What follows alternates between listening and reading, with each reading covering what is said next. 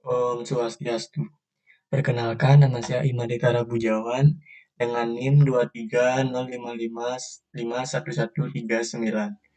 Pada kesempatan kali ini saya akan menjelaskan tentang DDL atau Data Definition Language dan bagaimana cara penggunaannya. Jadi DDL atau Data Definition Language adalah bagian dari SQL atau Structure Query Language yang digunakan untuk mendefinisikan struktur dan skema basis data. DDL memberikan perintah-perintah yang memungkinkan pengguna untuk membuat, mengubah, dan menghapus objek-objek dalam database. Jadi, ketika kita ingin melakukan sebuah perintah-perintah, kita membutuhkan software yang bernama XAMPP, bisa di-download di web secara gratis. Jadi, XAMPP ini adalah paket perangkat lunak yang menyediakan server web lokal dan dapat mudah diinstal. Dan juga MySQL agar bisa mengelola. Jadi MySQL ini bukanlah sebuah database, melainkan software yang digunakan untuk membuat, mengelola, dan mengakses basis data relasional. Jadi kita tidak akan memakai MySQL ini, tetapi cuma di-download saja, karena kita akan menggunakan command prompt. Nah, jika kalian sudah memiliki XAMPP, klik XAMPP Control Panel dan start pada Apache dan MySQL. Nah, jika sudah hijau ini, berarti dia sudah berjalan. Lalu kita juga bisa buka MySQL Yo kita.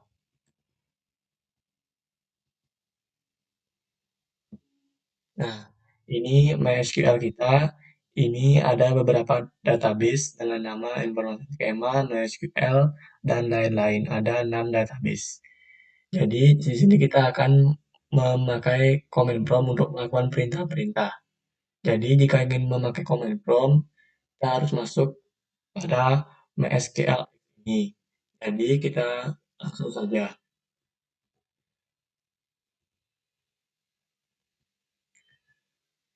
Nah, kita sedang berada di folder user dan Widias. Jadi, jika kita ingin masuk ke folder bin dan MySQL, kita harus keluar dari folder ini dengan cara menggunakan perintah change directory dan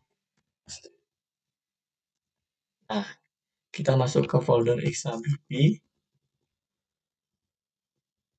folder MySQL, folder bin.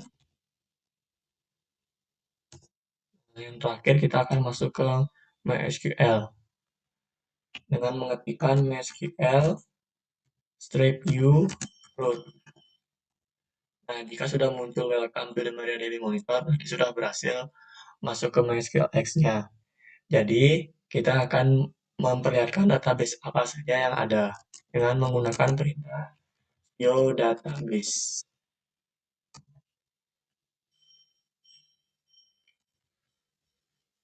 Nah, ini database yang kita punya. Jadi, jika kita ingin menambahkan database, kita gunakan perintah create database. Create database, nama database-nya bebas. Misal, tugas, koma. Nah, jika sini berarti berhasil, kita show lagi. Nah, ini database yang baru kita tambahkan, yaitu tugas. Kita coba buat lagi.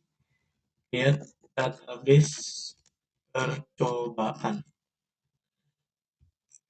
Enter lagi. Kita show lagi. Nah, ini database yang baru kita buat, database percobaan. Jadi, di sini kita akan menggunakan database. Jadi, kita akan hapus database percobaan ini dengan perintah drop database namanya percobaan. Jangan pakai S ya, agar tidak error. Nah, setelah itu kita akan menggunakan database dua saja. Kita gunakan perintah use nama database-nya tugas, koma. Nah, database tugas ini telah kita gunakan. Jadi jika kita ingin menambahkan tabel, kita gunakan perintah add table. Nama tabel yang bebas, misal kita gunakan siswa, kurung buka, enter. Kolom yang pertama kita gunakan ID siswa.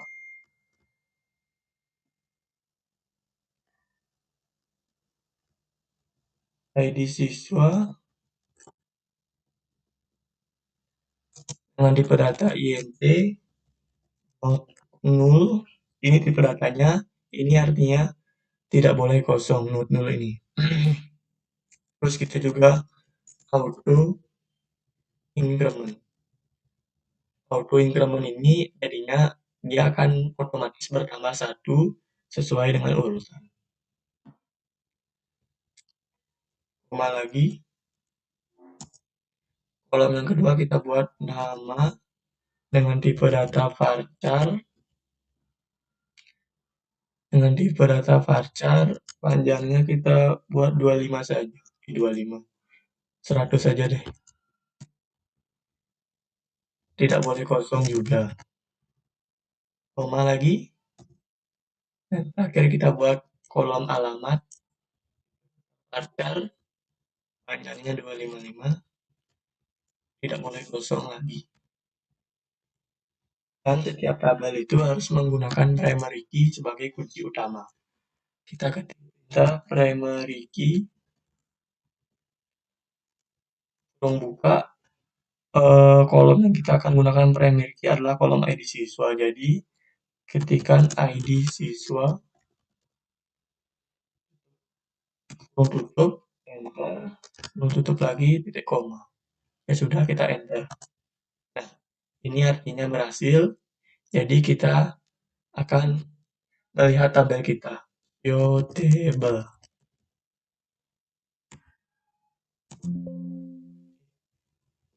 View tables. Nah, di dalam database tugas ini terdapat satu tabel, yaitu tabel siswa. Jika kita buat lagi, kita coba buat tabel jurusan. Dengan create lagi, tabel, nama tabelnya jurusan, kurung buka, ID jurusan, data, int, not null, auto, teman lagi, agar bertambah secara otomatis, koma lagi, nama jurusan,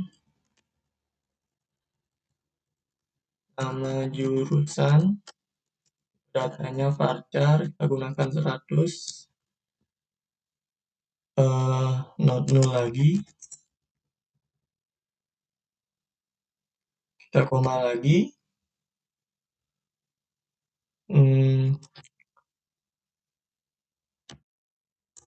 deskripsi jurusan,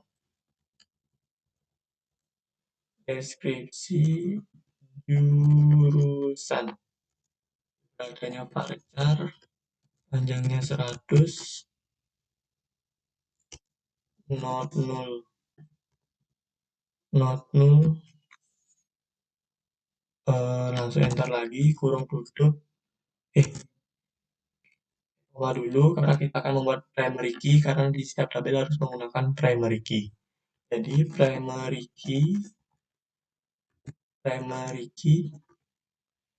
pada kolom ID jurusan, kurung tutup, enter, kurung tutup, titik koma. Jika sudah, kita enter. Nah, ini berhasil. Dan kita show tables lagi. Koma. Nah, di dalam database tugas ini terdapat 2 tabel, yaitu tabel jurusan dan tabel siswa. Kita ingin melihat strukturnya, kita gunakan perintah describe tabel siswa. Nama tabelnya siswa, titik koma. Nah, ini strukturnya dengan kolom ID siswa, ada kolom nama, alamat. Maaf ya, alamatnya saya salah ketik jadi alamat.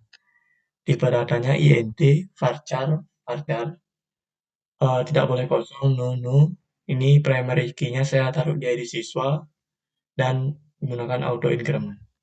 Yang tabel kedua kita lihat juga describe tabel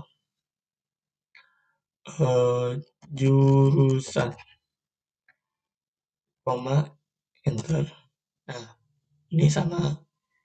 Kolomnya ada 3, ID jurusan, nama jurusan, deskripsi jurusan, tipe datanya INT, varchar, tidak boleh kosong, kita taruh primary key-nya di ID jurusan. Nah, yang selanjutnya kita akan menambahkan kolom pada tabel siswa. Nah, untuk menambahkan kolom pada tabel siswa, kita menggunakan perintah alter table,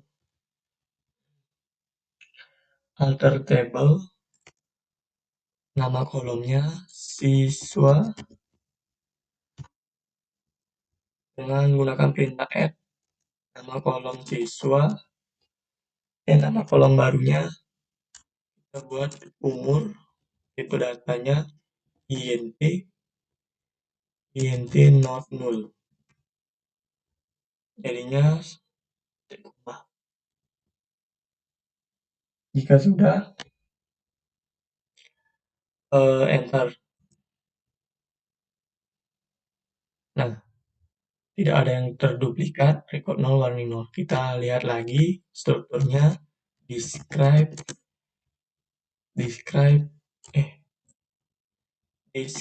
siswa. Nah, ini kolom baru kita dengan nama kolom umur dengan INT 11.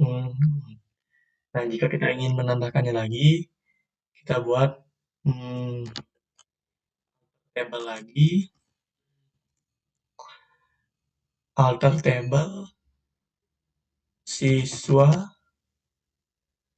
add umur, nama kolom baru kita tambahkan, misalnya email dengan tipe data varchar, panjangnya kita buat 100, not null lagi. Nah, titik koma. 100. Nah, ini ada yang mau kita lihat lagi, describe siswa. Nah, ini kolom yang kita tambahkan. Nah, ini kan alamatnya salah. Coba kita ganti dengan menggunakan perintah alter lagi. Alter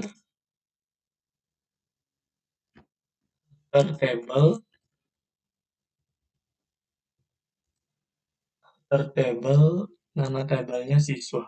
Ini lebih. Table siswa, enter.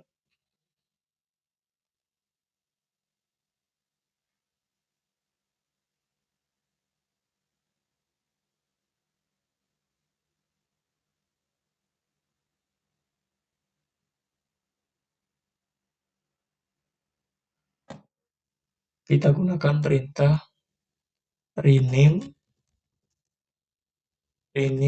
to alter table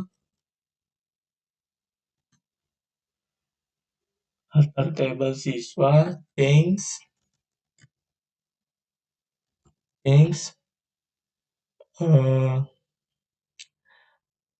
change nama kolom alamar menjadi alamat dengan tipe data varchar 100. Nah, yang sini perintah digunakan untuk mengganti nama kolom menjadi yang benar, dari alamar menjadi alamat. Enter. Nah, kita cek lagi describe. Nah, sudah menjadi benar. Selanjutnya kita akan menggunakan perintah drop kolom. Drop kolom itu menghapus kolom. Misalnya kita akan menghapus kolom email ini, kita biasa gunakan alter table dulu.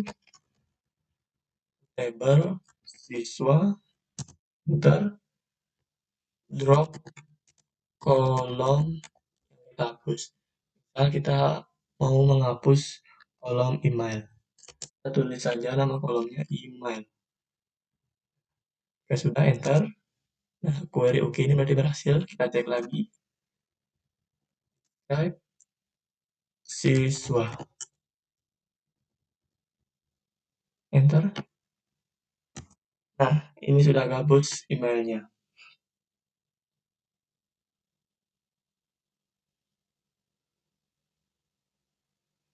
Selanjutnya, kita akan menggunakan perintah insert into. Perintah insert into ini memasukkan data-data ke dalam suatu tabel. Jadi kita gunakan insert into siswa. Insert into siswa. Kita coba gunakan menghapus lagi drop tetapi di tabel yang berbeda, tabel jurusan. Kita hapus deskripsi jurusan yang tadi. Kita describe dulu. Describe jurusan. Nah, kita akan menghapus yang ini, deskripsi jurusan. Jadi, drop table, nama tabel jurusan, drop kolom, nama kolomnya deskripsi jurusan, titik koma. Nah, maaf, jadi error karena kita tidak menggunakan itu drop table. Kita harus menggunakan dulu menghapus kolomnya. Drop tabel ini berarti menghapus tabel. Maaf ya. Jadi kita akan menggunakan alter table jurusan, enter, drop kolom, deskripsi, namanya harus sama, tidak boleh berbeda. Jika ini isi underscore di sini, kita harus isi juga di sini. Sudah. Deskripsi jurusan, oh berarti namanya salah. Start table jurusan, enter, drop kolom deskripsi. Nah, itu tadi deskripsi aja makanya error. Jurusan. Ya sudah. Nah, ini berhasil. Coba kita cek lagi.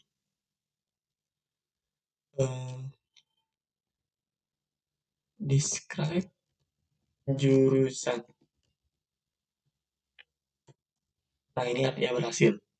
Jika sudah seperti ini, coba kita akan memasukkan data-data ke dalam tabel siswa. Jadi, insert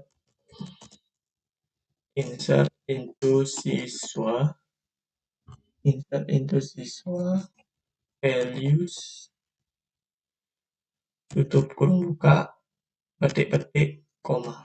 Koma ini akan otomatis dia menambahkan ID siswanya karena sudah menggunakan auto increment.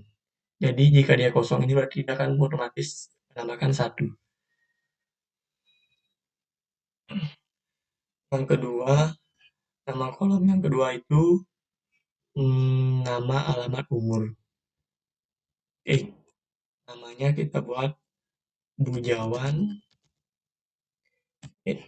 koma lagi, kedua alamat dan umur. Alamatnya kita Jalan Lebah. Jangan lupa isi petik agar tidak error. Umur udah, umurnya kita kasih 18. Petik lagi, kita kurung tutup, koma. Jika sudah, kita enter. Nah, ini berhasil. Kita coba delete. select untuk menampilkan struktur tabelnya. Select from, select bintang, select bintang from siswa titik com. Nah, select bintang from mahasiswa ini berarti kita mengambil keseluruhan dari field yang ada dari tabel siswa, koma, kita enter. Nah, ini data-data yang baru kita tambahkan ke tabel siswa. Jadi siswa itu auto increment 1, namanya Bujawan, alamatnya Lembah, umur 16, kita tambahkan lagi sekali ya. Insert into values titik 1, t kita namanya komi, koma, jalan kenari, koma, umurnya kita buat 15 aja. Lagi kurung tutup titik koma. Nah, jika sudah kita lihat lagi select bintang from tabel siswa. Koma lagi. Nah, ini data-data yang sudah kita tambahkan. Nah, kita coba gunakan perintah drop table untuk menghapus tabel. Kita akan menghapus tabel jurusan yang tadi. Nah, gunakan perintah drop untuk menghapusnya. Drop table, nama tabelnya jurusan. Koma, dari OK 01, berarti ini berhasil. Kita lihat tabel apa saja yang ada, kita gunakan view tables, koma. Nah, di dalam database tugas ini hanya ada satu tabel, yaitu tabel siswa. Jadi, kita refresh dulu. Nah, ini tugas ini tabelnya, kita lihat tabel siswa. Nah, ini fungsinya dari command prompt. Kita menggunakan perintah-perintah untuk membuat tabel, menambahkan data melalui command prompt agar terlihat di SQL ini. Kita bisa saja menggunakan SQL tadi, tapi kita menggunakan command prompt. Dari command prompt yaitu membuat database, membuat tabel, menghapus tabel, menggunakan perintah alter untuk menambahkan kolom, ataupun lain sebagainya. Nah, yang langkah selanjutnya saya akan jelaskan mengenai tipe-tipe data yang ada di DL. Yang pertama yaitu integer atau int. Itu digunakan untuk menyimpan bilangan positif atau negatif tanpa desimal. Yang kedua ada varchar, yaitu digunakan untuk menyimpan karakter string dengan panjang maksimal n. Yang ketiga ada char, mirip dengan varchar, tapi char selalu memiliki panjang yang tetap dan nilai akan diisi dengan spasi jika lebih pendek dari n. Jadi n ini kita bisa menaruh berapa saja, seperti menaruh batas untuk karakter seberapa panjangnya. Date ini digunakan untuk menyimpan tanggal. Nah, perintah-perintah umum yang ada di DDL itu yang pertama ada create, membuat objek baru seperti tabel, indeks atau view. Yang kedua ada alter, mengubah struktur tabel atau seperti menambah atau menghapus kolom. Drop tabel, menghapus tabel beserta seluruh datanya dari database. Create index, membuat indeks pada kolom tertentu dalam tabel untuk meningkatkan kinerja pencarian. Nah, segitu saja penjelasan dari saya menggunakan command prompt. Apabila ada kesalahan yang saya perbuat dan kesalahan kata yang saya ucapkan, saya memohon maaf sebesar-besarnya. Akhir kata saya tutup dengan terima kasih dan para mesanti. Om Santi Santi Santi.